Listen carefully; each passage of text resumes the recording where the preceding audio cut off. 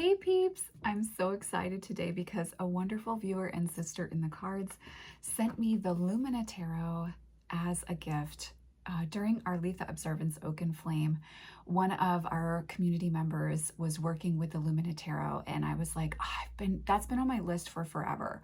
I didn't get it when it was an indie deck, and it's just one that I keep putting off. So thank you so much to the wonderful viewer and sister who sent me this, and I'm really excited to see how she feels as far as a working deck, because I have a feeling that I'll probably be connecting with this, particularly for client readings and more as a divinatory tarot deck. And I know this has been around forever. It's just one of those ones that I didn't end up purchasing when it was in its heyday, if you will. So again, this is the Lumina Tarot by Lauren Aletta. Let your intuition guide you is the keyword, are the keywords, excuse me. And this is available on Amazon. As I said, this was gifted to me, but I will put the Amazon link in the description box down below in case you want to check it out for yourself as far as pricing goes, if you don't have this one. It's published by Rockpool Publishing, and it says, Lumina Tarot is where ancient wisdom meets modern magic. Shine a light on your inner self. Soulful with an earthy yet magical vibe, Lumina Tarot will empower you to trust yourself. It acts as a mirror, offering self-exploration, reflection, and confirmation. Let go of your preconceived ideas and discover your natural intuitive ability. Lean into this feeling, as it is from here that you can unfold your own mystery. This isn't a tarot deck that tells you who you are. Rather, it will inspire you to believe in yourself and be the hero of your own life. And on the side is the symbol for the cups on this side, and then the symbol for the pentacles. And then the top and bottom have that kind of rainbow hued foil look. So let's get into, I actually have my seam ripper here, believe it or not. Shocking. I'm so excited because I think the beginning of this week, I'm finally going to be able to tackle building the bookshelf, and then we get to have the decks here on display in the background. I'm so excited. Yeah, it's almost like a faux leather feel to it. It's very lovely, and it has that lovely rainbow sheen. Okay, so, ooh, you are what you're looking for. Purple there. And then, oh yes, thank you, no plastic wrap around it. And then on the inside is the card backing in black. The deck itself has the card backing in it's like a soft rainbow fade. And then we have the rainbow silver edging. Ooh, that's very pretty, isn't it? And I love this instead of the plastic wrap. Thank you, Rockpool, for that. There's like a Rockpool advertisement in there. And then we have the guidebook, which also has that rainbow fade. Oh, that's beautiful. There's a honeybee there. Let me tell you how long the guidebook is. Guidebook is about 177 pages long. And it looks like you have keywords, a few descriptive paragraphs for the meaning, and then reversals for the minors. Let's see what they did with the majors. Same thing with the majors. So a nice jumping off point, but if you're new to tarot, you may still want a tarot 101 or tarot guidebook with you. Okay, let's talk size. So size is similar to traditional Rider-Waite Smith. So if you have smaller hands, shouldn't be too big of a deal for you. Cardstock feel, oh nice. Bendable, but it's not so flimsy that I feel like I'm gonna rip it or scratch it. And the cardstock is like a flat mat.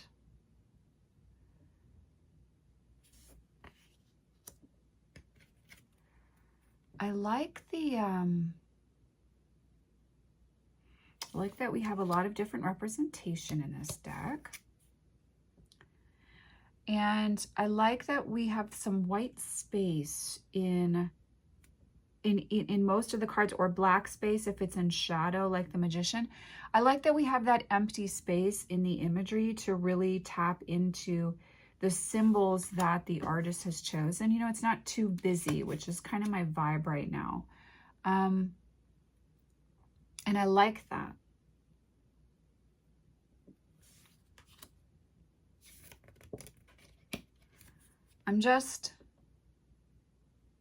it reminds me of the Soul Mirror Oracle in that we have a lot of black and white with like very specific splashes of color. This is also very similar to Wild Unknown. I like that we have the astrological associations on the cards too, if you're trying to learn that. Ooh, interesting choice for the Lovers. I'm having a weird reaction to this. It's almost like I don't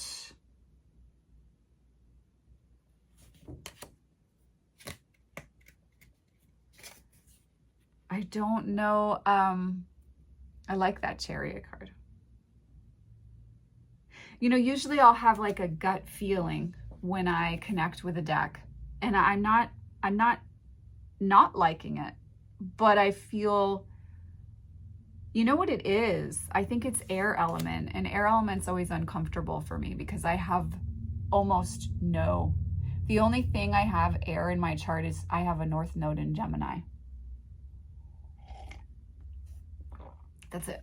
Everything else is like earth and water, teeny bit of fire, because I've got Sag rising, and I have I think I have Mercury in Aries. So whenever I come up against the air element, it's almost like I'm like, whoa, what is this? I can't compute, and I've got to sit and like recalibrate myself. Like, what's my way in, you know? And so I'm kind of having that experience here with this. I did like that Hermit card. It is very Gemini vibes. It's like Stevie Nicks. It's like Stevie Nicks as a deck.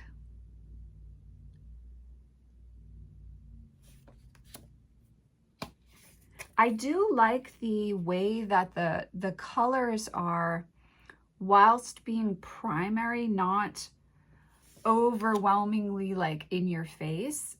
It almost lets you like bathe in, oh, I like the Temperance card. It almost lets you bathe in the colors. And yeah, see what I mean with, I like all this white space. It really gives a lot of, or conversely the black, right? It gives you a lot of room within the imagery and the symbolism to like really anchor in to the basic structure of tarot with the astrological symbols, the card title, and then this very upfront symbolism. I actually like that. I really like this Temperance card. And I'm a Sagittarius rising. You would think I would like the Temperance card, but I struggle with the Temperance card. Personally, this Devil card is beautiful. This is my favorite image in the deck so far. That is a gorgeous Devil card. And then we have the Tower.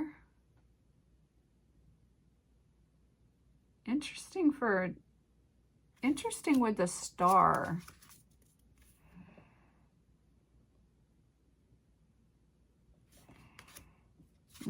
Moon is okay, fine.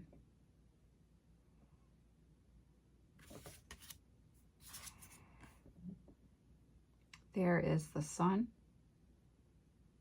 Ooh, this is interesting with the Judgment card too.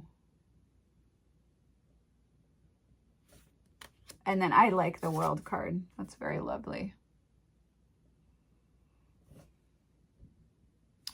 All right, so let's move into the suits.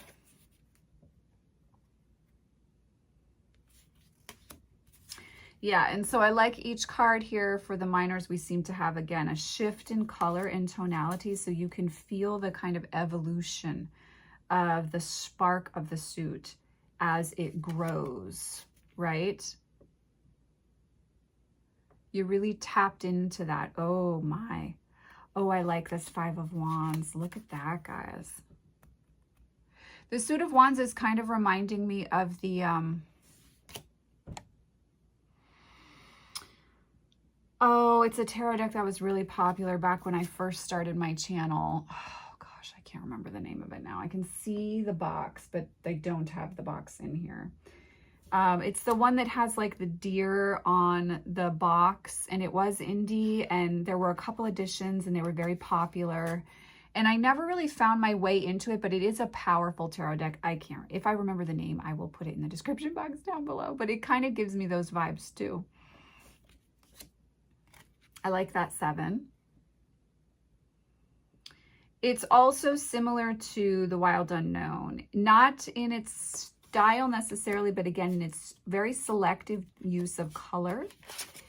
And it's one that I think is going to read similarly to Wild Unknown for me, in that it's a deck that likes to work with clients, but that I don't always turn to a great deal for myself. Ooh, look at that 10. That's beautiful. So then we move into the Maiden.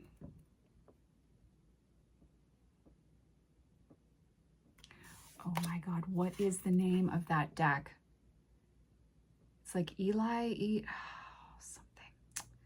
That is going to drive me nuts, guys. That is one thing about perimenopause. Like, I can't recall things the way I used to be able to.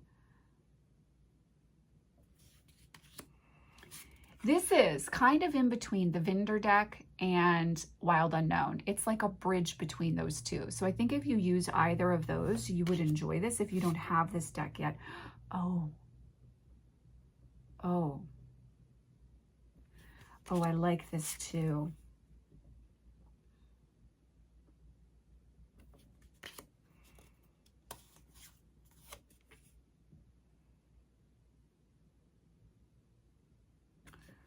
It's interesting. They're kind of pips until like you get past the 5th. And then they seem to be a little more fleshed out. At least these, well, I don't know. We're very pip-like here in the Suit of Cups, but I kind of like it. Like, it's kind of working for me. It's like the Sean Koss tarot, and I love the way that he did the minors. Okay.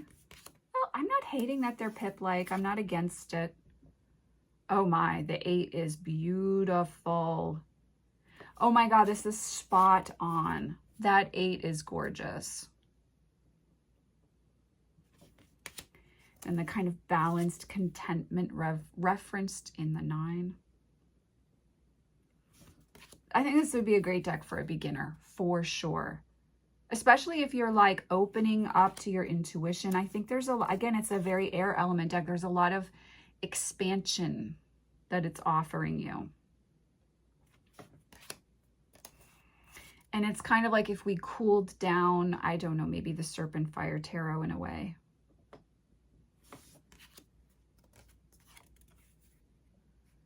Also, the people, they look very real, don't they? They look very of this time.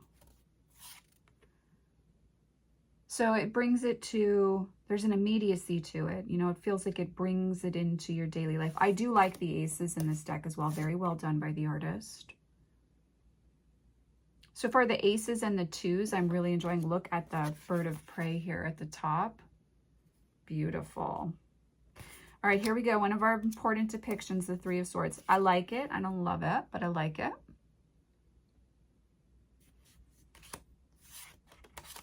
So you'll definitely want to reference your guidebook if you're new to tarot for the minors, because they are not, they're quite pip-like. So, you know, you're just going to want to make sure that you understand what they're referencing. This is gorgeous, though. This 5 is gorgeous.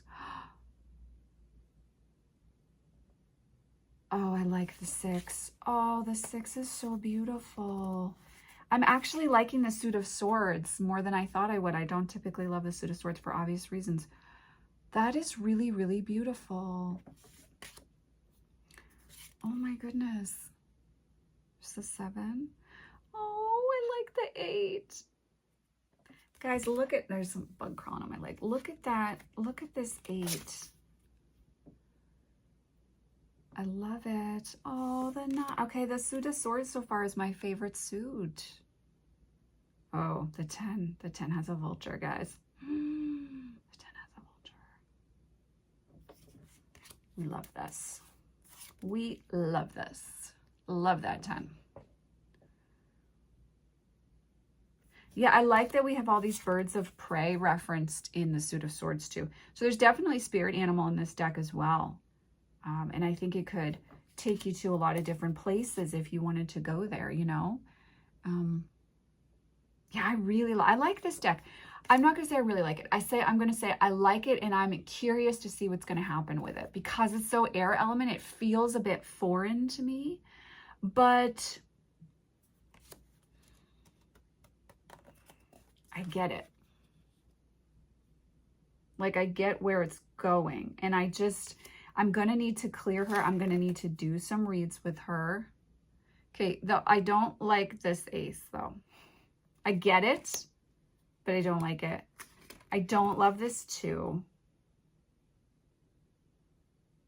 Oh, I do like this 3, though. I do like this 3. You know what I want to use it with?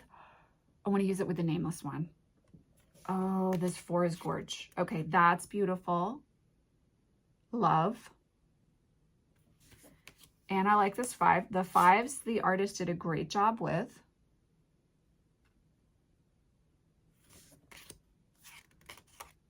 Here's the 6.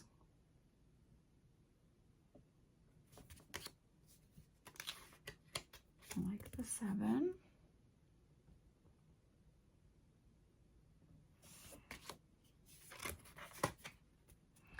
There's the 8. It has like the reindeer, that deck. Oh my God, guys, that's going to drive me nuts. It's like Eli something. If you remember, put it in the description box put it in the comment section down below. And if I remember, I will put it in the description box. That's going to drive me nuts. I like that 9. The 9s are always a definer for me in a deck. I don't mind that 9 of Pentacles. Like, it's not my favorite ever, but I get it. And I like that it's a little bit different. There's some bear energy with the 10. Got some more bear here with the maiden. Oh, we're going strong.